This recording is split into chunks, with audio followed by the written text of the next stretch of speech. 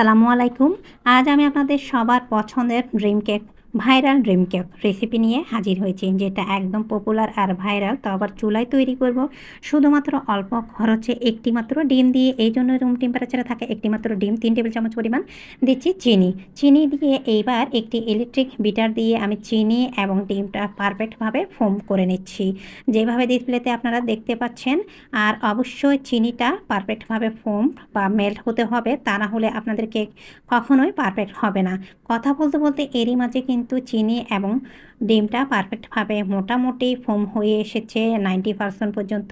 এইবার আমরা বিটারটা বন্ধ করে এর মাঝে চকলেট ইমালশনটা ব্যবহার করব। 1 চামচের 5 ভাগের 1 ভাগ চকলেট ইমালশন দিয়ে দিচ্ছি, আর স্পেশাল দিয়ে চারপাশ থেকে মাঝে এনে আর কয়েক সেকেন্ডের মতো আমি বিট করে নেব।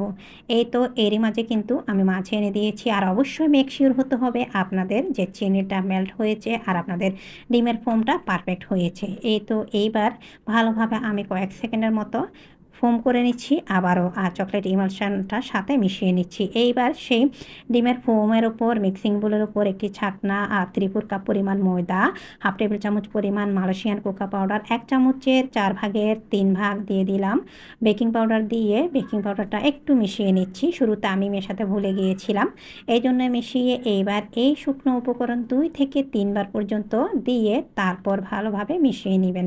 আর অবশ্যই এই কাজটি একটু ধীরে আর সময় নিয়ে করবেন। আমি ভিডিওর খাতে একটু লং করেছি, আর আমি 2 বার দিয়ে তারপর সমস্ত শুকনো উপকরণ ভালোভাবে মিশিয়ে নিয়েছি।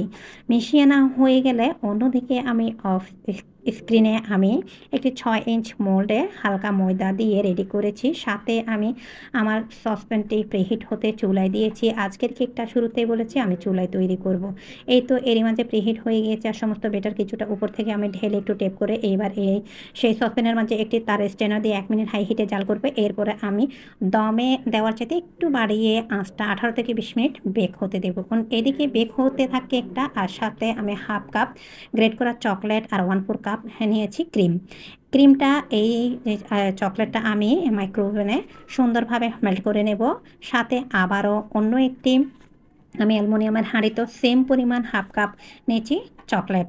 এই যে প্রথমে লাল যে কাপের মাঝে আমি নিয়েছি সেটা আমি চকলেট গানাশ করব, আর আপনারা চাইলে ডাবল বয়লারের মাধ্যমে কিন্তু মেল্ট করে নিতে পারেন। 1/2 কাপ আবারও এর মাঝে নিয়েছি আমি চকলেটটাও আমি কিন্তু মাইক্রোওভেনে করব। এইবার আমি আদার্স অর্ডার ছিল আমার, সেজন্য আমি এর মাঝে নিয়েছি 1/2 কাপের মতো ক্রিমটা নিয়ে এখানে আমি ট্রপিক্যাল হুইপ ক্রিমটাই ব্যবহার করেছি। এবার ইলেকট্রিক বিটার দিয়ে 50-50 ফোম করে নিচ্ছি। 50-50 যখন আমাদের ক্রিমটা ফোম হয়ে যাবে, তখন আগে থেকে যে চকলেট গানাশটা আমি তৈরি করেছিলাম সেখান থেকে 2 থেকে 3 টেবিল চামচ পরিমাণ আমি অ্যাড করে দিচ্ছি। অবশ্যই চকলেট গানাশটা ঠান্ডা হতে হবে, আর আপনাদের ক্রিমটা অবশ্যই বরফ ঠান্ডা হতে হবে।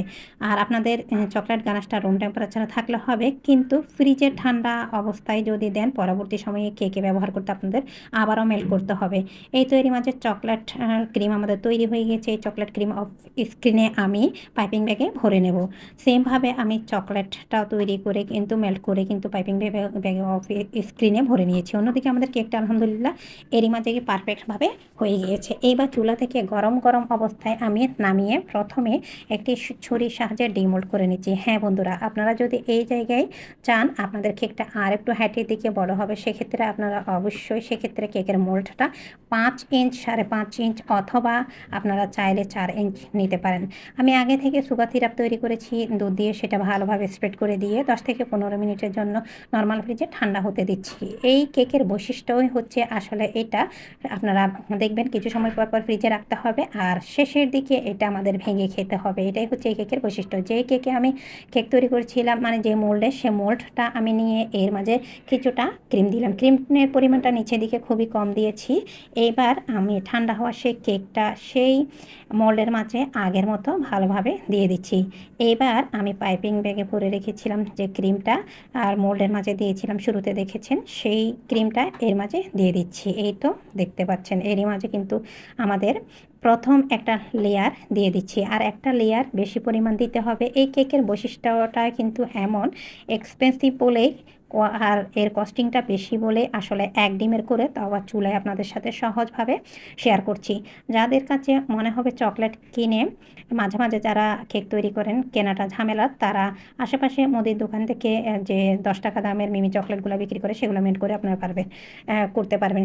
আমি ক্রিমটা দিয়ে আরও 15 মিনিটের জন্য ডিপ ফ্রিজে রেখেছিলাম, সেখান থেকে নামিয়ে এইবার যে চকলেট গানাশটা তৈরি করেছি সেটা দিয়ে দিচ্ছি। এরপর আবারও 10 থেকে 15 মিনিটের জন্য আমি নর্মাল ফ্রিজে এই কেকটা এই অবস্থায় এইভাবে চারপাশে যতটা সম্ভব আমি চকলেট গানাশটা এভাবে চড়িয়ে দিয়ে রেখে দেবো। 10 থেকে 15 মিনিট পর্যন্ত রাখলেই হবে। এই তো মাশাআল্লাহ, দেখতে কিন্তু এখনও লোভনীয় লাগছে।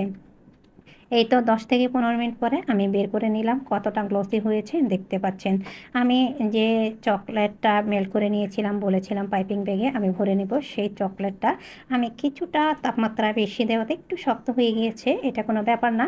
তো আমি একটি স্প্যাচুলা দিয়ে চারপাশে যেভাবে যেমনটি আপনারা দেখতে পাচ্ছেন ঠিক সেভাবে আমি সুন্দরভাবে ছড়িয়ে দিয়ে এইবার আবারও 20 মিনিটের জন্য নর্মাল ফ্রিজে রেখে দেবো। আসলে এই হচ্ছে এই কেকটার বৈশিষ্ট্য। এই তো এরই মাঝে কিন্তু আমাদের একদমই চকলেটটা শক্ত হয়ে গিয়েছে। মাশাআল্লাহ, দেখতেও কিন্তু অসম্ভব সুন্দর আর ভালো লাগছে, খেতে কিন্তু আরও কয়েক গুণ টেস্ট।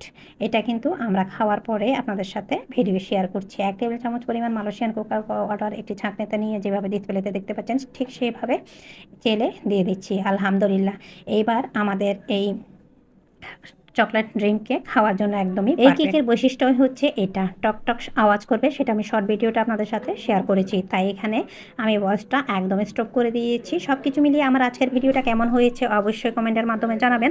আর নেক্সট কোনো ভিডিও আপনাদের জন্য সহজভাবে নিয়ে আসবো। আজকের ভিডিও পর্যন্ত আল্লাহ হাফেজ, আসসালামু আলাইকুম।